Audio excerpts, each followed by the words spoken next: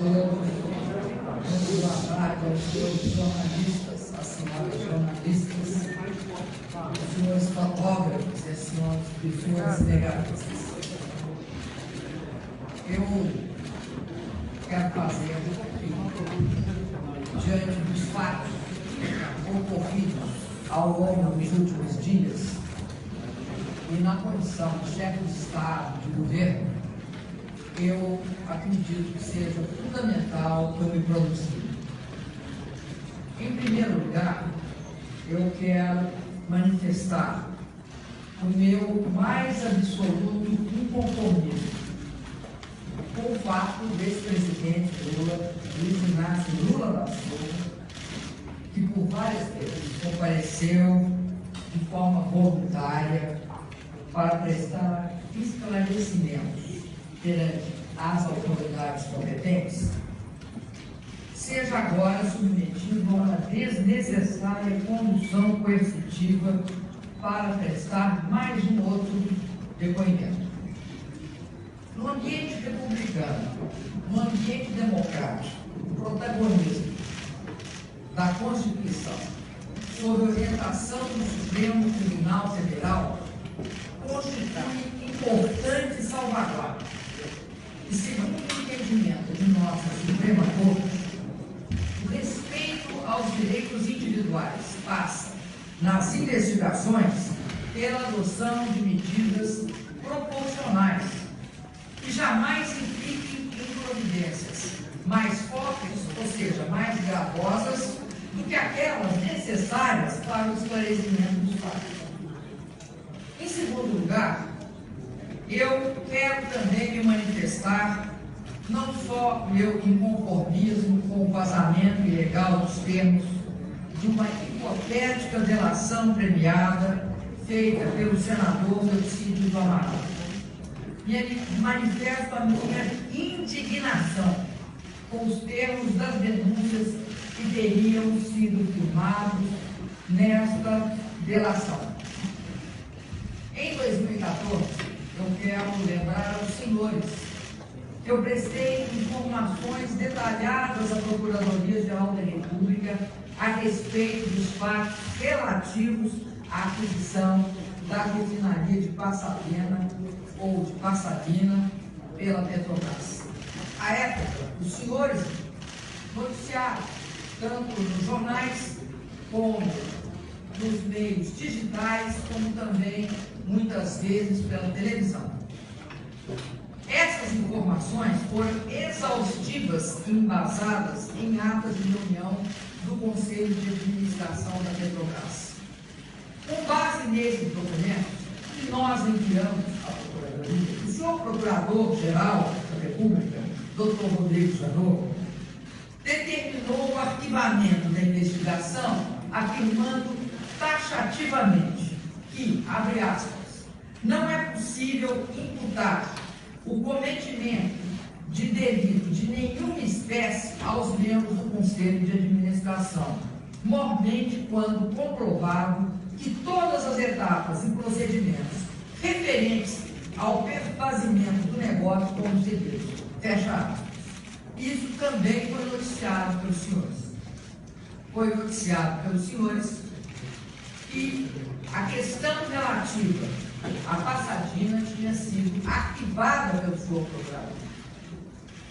Observe que nas declarações atribuídas ao senador Elcídio Amaral, nenhum elemento concreto, nenhum elemento novo foi apresentado de forma a propiciar qualquer alteração acerca dessa compreensão firmada pelo senhor Procurador-Geral com base em documentos das atas do Conselho. E quero lembrar que a primeira parte, ou seja, os 50% de fato adquiridos pela Petrobras e autorizados pelo Conselho, foi em 2006. Os segundos remanescentes 50% não foram autorizados pelo Conselho, porque o Conselho foi informado pela diretoria executiva que havia duas cláusulas que não constavam da informação inicial. Então, foi isso que foi entregue ao doutor Janot. Recorde-se ainda que o senador Delcídio do Amaral não integrava nem a diretoria executiva e nem o conselho de administração da Petrobras à época. Também nessa hipotética delação, o senador Delcídio do Amaral teria afirmado que meu governo teria feito gestões junto ao Poder Judiciário para mudar os rumos da Operação Lava Jato. Uma iniciativa teria sido tomada por mim. Reunião realizada em Portugal, na cidade do Porto, com o presidente do Supremo Tribunal Federal, Ricardo Lewandowski, e o ministro da Justiça, José Eduardo Cardoso. Em nota, o presidente da Suprema Corte desmentiu essa absurda versão, afirmando textualmente que nós já havíamos anteriormente afirmado de público, ou seja, que o objeto dessa reunião foi exclusivamente a discussão acerca de um projeto de lei que tratava de reajuste dos servidores do Poder Judiciário.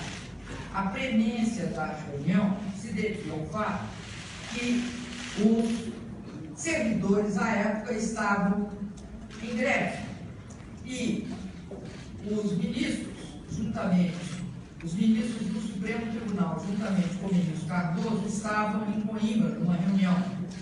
E eu estava indo para uma reunião também dos BRICS e parei em Porto, porque todas as vezes nós temos de fazer escala, e eu escolhi Porto para poder conversar com o ministro Lewandowski. Na mesma linha, teria o senador Delcídio do Amaral afirmado que diretamente eu teria tentado negociar de forma imoral a nomeação de ministro do STJ para conseguir a libertação de investigados que se encontravam presos preventivamente. Eu quero declarar que jamais falei com o senador a esse respeito. Aliás, do ponto de vista institucional, não teria nenhuma razão de pedir a um senador para conversar com um juiz. Até porque não é o senador que participa dos processos de nomeação de ministros, nem do STJ, nem tampouco do Supremo. É importante destacar que eu nomeei 16 ministros do STJ e 5 ministros do Supremo. E que, na turma a qual eles se referem, tinha 3 ministros nomeados por mim. Um deles votou a favor, os outros 2 votaram contra. Então, é absolutamente subjetiva e insidiosa a fala do senador, se ela foi feita. Portanto, o ministro Marcelo Navarro, o presidente do STJ, Francisco Falcão, os desembargadores Newton Trissouro e Nelson Schaeffer negaram peremptoriamente a existência de quaisquer tratativas do governo a respeito. A afirmação atribuída ao senador, assim, restou claramente desmentida. Finalmente, também carece de qualquer credibilidade a afirmação de que o encerramento da CPI dos vinhos teria sido feita para beneficiar de alguma forma minha campanha presidencial. Essa afirmação não precisa de testemunhos para ser desmentida. Ela se desmente pela própria temporalidade, pelos os fatos, os dados, o tempo. A CPI dos vinhos teve início em 29 de junho de 2005 e foi encerrada em 20 de junho de 2006. Ou seja, ela foi aberta praticamente a uma semana da minha posse como ministra-chefe da Casa Civil e distante 4 anos da minha indicação à presidência da República. Sem dúvida, ninguém em 2006 tinha a possibilidade de supor que eu seria candidata à presidência da República e antever essa situação. É, portanto, descabida, é, portanto, absurda qualquer associação entre o encerramento desta CPI com a minha campanha eleitoral de 2010. Eu não só não antecipei o fim dessa CPI dos vinhos, como é um absurdo supor que, de alguma forma, eu, em 2006, sabia o que aconteceria em 2010. Acredito ser lamentável que ocorra ilegalmente o vazamento de uma hipotética delação premiada que, se chegou a ser feita, teve como motivo único a tentativa de atingir a minha pessoa e o meu governo.